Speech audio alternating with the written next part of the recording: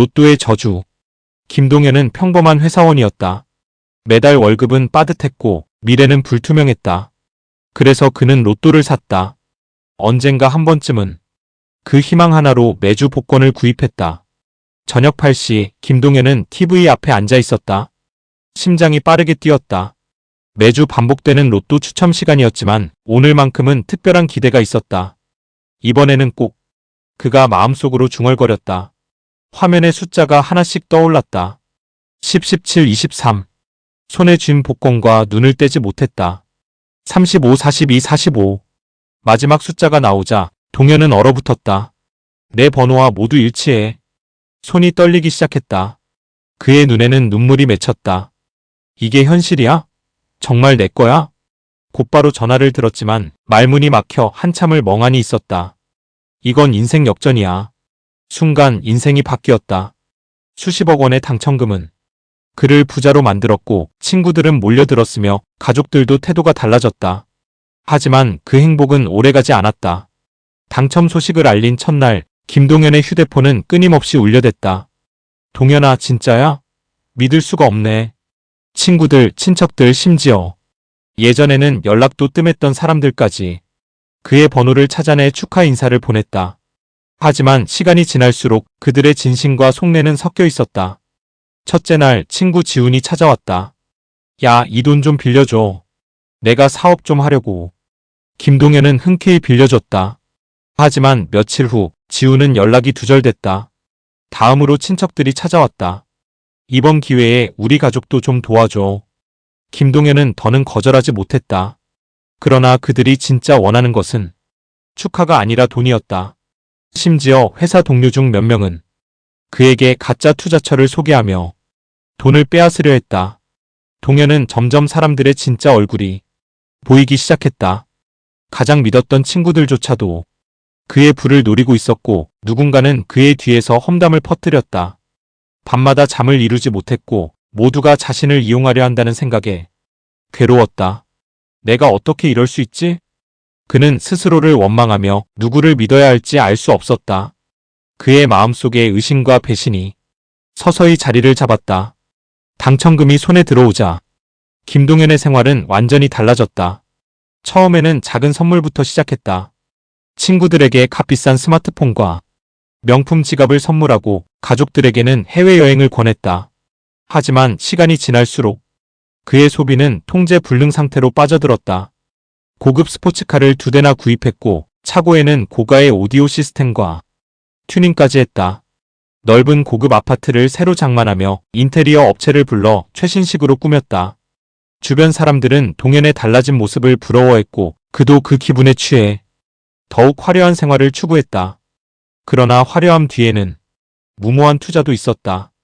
주식과 부동산에 손을 댔지만 전문 지식 없이 주변의 권유만 믿고 뛰어들었다. 처음엔 몇 번의 성공으로 자신감이 붙었지만 곧 시장의 냉혹한 현실에 부딪혔다. 거액의 손실이 쌓였고 투자한 부동산은 대출 이자에 허덕였다. 돈을 쓰는 즐거움은 잠시뿐이었다.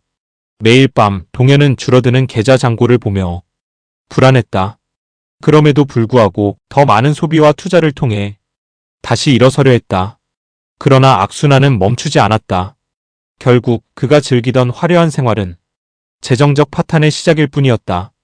처음엔 모두가 축하해 주었지만 돈이란 무거운 짐은 가족의 균열을 불러왔다. 김동현의 부모님은 당첨 소식을 듣고 기뻐했지만 곧 그 기대감은 압박감으로 바뀌었다. 동현아, 우리 좀 도와줘야지. 내 동생들 교육비도 있고 집 수리도 해야 하고. 부모님의 말투는 점점 간절해졌고 그의 형제들도 같은 마음이었다. 형은 새 사업을 시작한다며 거액의 지원을 요구했고 동생은 자신의 결혼 자금을 부탁했다. 가족 모임 때마다 돈 문제는 뜨거운 감자였다. 너희 집은 벌써 몇 번이나 돈 달라고 했냐? 김동현은 속으로 분노했지만 겉으로는 애써 참았다.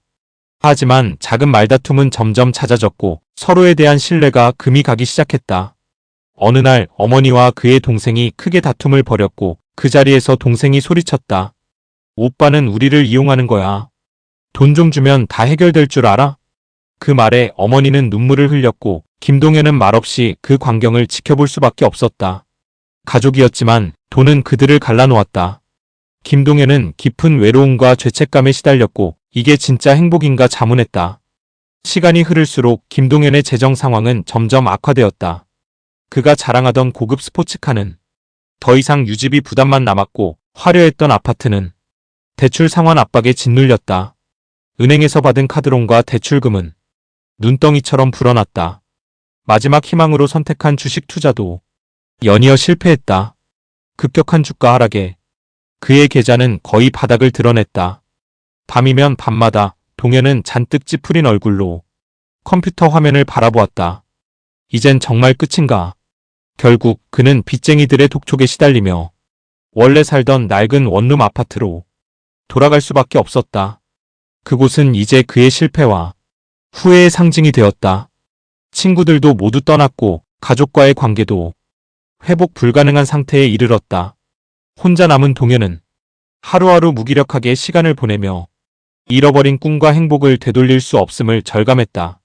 낙엽이 흩날리는 가을 오후. 김동현은 이제는 빛바랜 옷을 입고 공원 벤치에 앉아 있었다. 한때는 그가 고급 수트를 입고 고층 펜트하우스에서 샴페인을 들던 남자였지만 지금은 낡은 운동화에 달아버린 가방 하나가 전부였다. 주머니 속에는 단돈 10,000원짜리 지폐 한 장, 그리고 그 옆엔 낡고 접힌 복권 한 장이 들어있었다. 그 복권은 1등에 당첨됐던 그 운명의 날의 복권이었다. 그는 그것을 펼쳐들고 한참을 바라보다가 조용히 입을 열었다. 이 작은 종이 한 장이 내 인생을 바꿔놨지. 그는 지난 몇 년을 되돌아봤다. 처음엔 그것이 기적이라 믿었다. 하늘이 준 기회이자 운명을 바꿀 수 있는 열쇠라고 생각했다. 하지만 돈이 생기자 사람들은 바뀌었고 그도 변했다. 겸손은 오만으로, 감사는 과시로 바뀌었다. 주변의 진심을 읽을 줄 모르고 모든 것을 다 가질 수 있을 거라 착각했다. 어느 날 밤 고급 아파트의 커다란 창문 앞에 서서 그는 혼자 와인을 마시며 이런 생각을 했다. 왜 이렇게 공허하지? 수십억 원을 벌어도 그를 진심으로 위로해주는 사람 하나 없었고 돈이 사라지자 사람들도 함께 사라졌다. 이제 와서 깨달은 건 단 하나였다. 돈은 인생의 도구이지 목적이 아니야. 사랑, 신뢰, 가족, 그리고 진짜 행복은 은행 잔고에서 나오는 것이 아니라는 것. 비싼 음식을 먹는다고, 명품을 입는다고, 고급차를 탄다고 마음이 채워지는 건 아니었다. 오히려 가장 소중한 것들은 그가 그 돈을 얻기 전 가난했지만 따뜻했던 그 시절에 있었다. 김동현은 벤치에 앉아 따뜻한 햇살을 느끼며 조용히 웃었다. 비록 잃은 것은 많았지만 지금이라도 깨달았기에 다시 시작할 수 있다는 생각이 들었다. 복권 당첨은 그에게 돈을 주었지만 그보다 더 큰 것은 진짜 자신을 돌아볼 기회를 준 것이었다.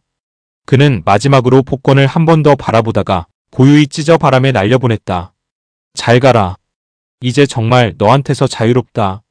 이렇게 해서 김동현은 돈의 저주에서 벗어나 비로소 진짜 자유를 마주했다. 비록 다시 가난해졌지만 그는 처음으로 마음이 따뜻하다는 걸 느꼈다.